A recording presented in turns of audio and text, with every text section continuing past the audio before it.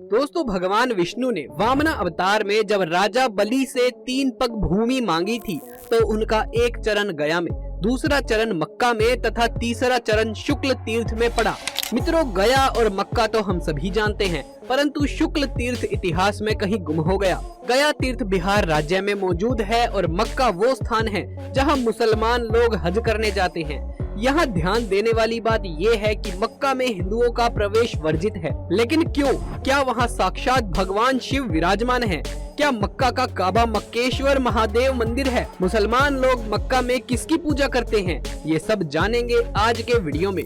शुरू करने से पहले छोटा सा निवेदन है कि कमेंट्स में हर हर महादेव अवश्य लिखें। हमारा उद्देश्य किसी की आस्था को ठेस पहुंचाना नहीं, हमारा उद्देश्य है हर किसी को सत्य से अवगत कराना। भारतीय मुसलमानों को मौलानाओं ने इस्लाम सहित ये बात अच्छी तरह समझा दी है कि वैदिक संस्कृति व हिंदू धर्म का विरोध ही वास्तविक इस्लाम है, जो कि सच नहीं, क्योंकि इंडोनेशिया, मलेशिया आदि मुसलमान देशों में मुसलमान आज भी अपने वैदिक सनातन संस्कृति को संजोए हुए हैं। इससे साबित हो जाता है कि हिंदू धर्म का विरोध करना इस्लाम नहीं है। भविष्य पुराण के अनुसार शुक्राचार्य दैत्यों के गुरु थे।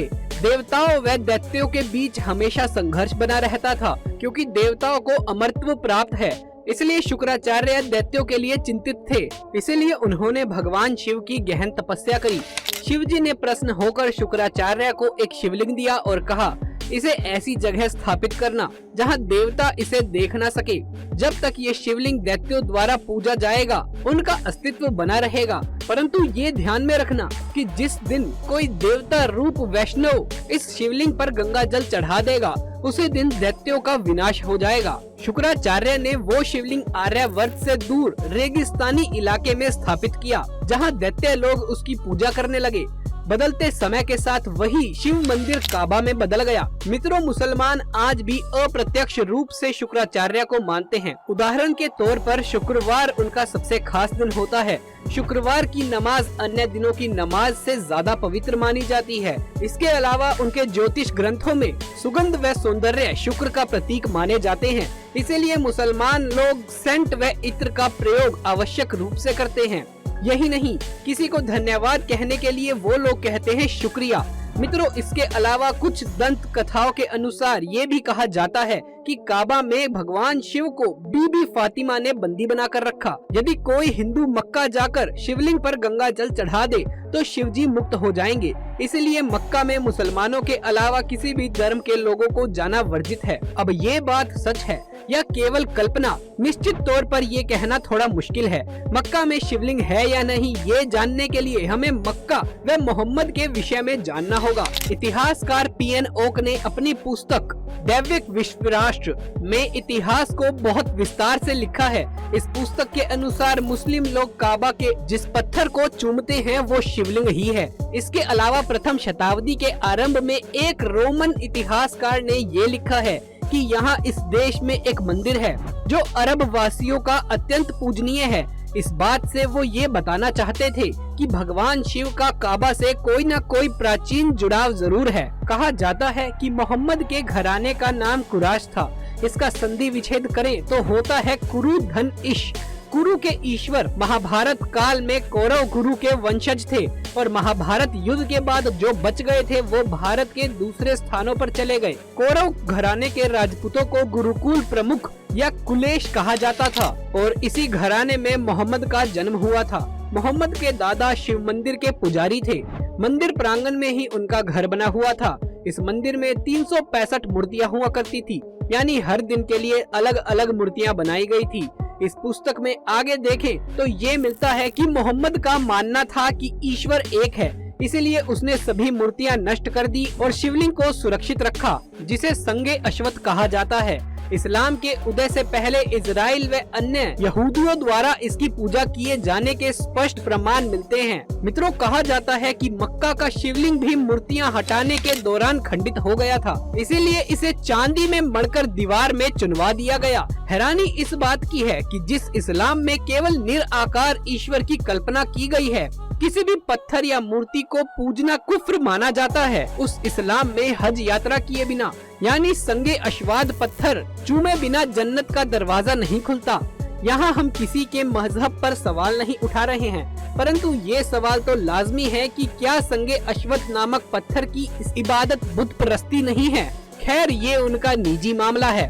मित्रों, वेंकटेश पंडित द्वारा लिखित ग्रंथ रामावतार चरित के युद्ध कांड प्रकरण में मक्केश्वर शिवलिंग का उल्लेख किया गया है। इससे भी स्पष्ट होता है कि मुख्य शिवलिंग स्पष्ट रूप से कहीं न कहीं अवश्य मौजूद है, लेकिन कहाँ, इस विषय में इसका कोई जिक्र नहीं। इसमें वर्णित कथा के अनुसार लंका का राजा रावण, जो कि बहुत बड़ा शिव भक्त था, उसने अमर होने के लिए वरदान स्वरूप शिवजी से एक बहुत बड़ा सा शिवलिंग प्राप्त किया था, जिसे लेकर वो लंका जा रहा था। और शिवलिंग काफी भारी था, इसीलिए रास्ते में उसने सोचा थोड़ा विश्राम कर लूं, और उसने शिवलिंग को जमीन पर रख दिया। विश्राम करने के बाद जब रावण ने शिवलिंग उठाने की कोशिश की तो वो शिवलिंग उससे नहीं उठ पाया। कहा जाता है कि वो जगह मक्का ही थी जहां रावण ने शिवलिंग रखा था और विश्राम किया था। दोस्तों, अगर हम देखें कि जहां जहां शिवलिंग स्थापित है वहां कोई न कोई जलाशय अवश्य मौजूद होता है, और मक्का में काबा के पास एक पवित्र कुआं है। हज करने गए मुसलमान इस कुएं के जल को ठीक गंगा जल की तरह ही अपने साथ लाते हैं, जिसे मुसलमान लोग आबे जमजम के नाम से पुकारते हैं।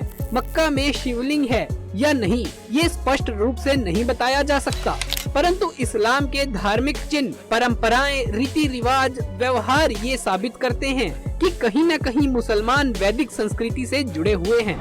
मक्का में गैर मुसलमानों के प्रवेश पर पाबंदी ये साबित करती है कि कोई न कोई डर मुसलमानों को जरूर है, क्योंकि पूरी दुनिया में ऐसा कोई धर्म स्थल नहीं, चाहे वो चर्च हो या मंदिर, गुरुद्वारा हो या बौद्ध मठ, कहीं भी किसी के भी प्रवेश पर कोई पाबंदी नहीं है। विश्व के इतिहास में ये सर्वविदित है कि ईसा से पहले ईसाई नहीं थे और न ही मोहम्मद से पहले मुसलमान। सभी धार्मिक ग्रंथ, चाहे गीता हो या कुरान या फिर बाइबल, इन सब का एक ही उद्देश्य है, ईश्वर की प्राप्ति और विश्व में शांति। लूटपाट, हत्या, बलात्कार और आतंक को किसी भी प्रकार से धर्म या मजहब नहीं कहा जाता। जिस तरह से हिंदू धर्म ग्रंथों को मिलावट करके दूषित किया गया है, उसी तरह कुरान को भी मिलावटी आयतों द्वारा दूषित किया गया है।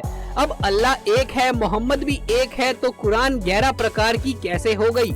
स्वयं मुसलमानों को इस बात पर विचार करना चाहिए। यदि मूल कुरान उपलब्ध होती तो निश्चित ही हिंदू व मुसलमानों में इतना मतभेद नहीं होता, क्योंकि इस्लाम का उदय हिंदू धर्म से ही हुआ है, जिनके अनेकों प्रमाण मौजूद हैं। मक्का में गैर मुसलमानों का प्रवेश वर्जित होना भविष्य पुराण में उल्लेखित शुक्राचार्य की कहानियों को सिद्ध करता है। शुक्राचार्य सफेद रंग के वस्त्र पहनते थे, इसलिए इस्लाम में सफेद रंग का लिबास पहनकर ही नमाज पढ़ी जाती है। अन्य रंग के कपड़े पहनकर नमाज पढ़ना भी वर्जित है। खैर, ये वीडियो आपको कैसा लगा हमें कमेंट्स करके जरूर बताइएगा। अगर अच्छा लगा हो तो इसे एक लाइक कर दीजिएगा और कमेंट्स में जय महाकाल अवश्य लिखे। साथ ही आगे भी ऐसे ही वीडियोस देखते रहने के लिए हमारे चैनल को सब्सक्राइब करके पास वाले बेल आइकन को भी दबा लीजिए, जिससे अगले वीडियो की नोटिफिकेशन मिल सके आपको सबसे पहले। जल्द मुलाकात होगी आपसे किसी अगली वीडियो में, तब तक के लिए आप सभी का धन्यवाद। जय महाकाल, ओम नमः शिवाय।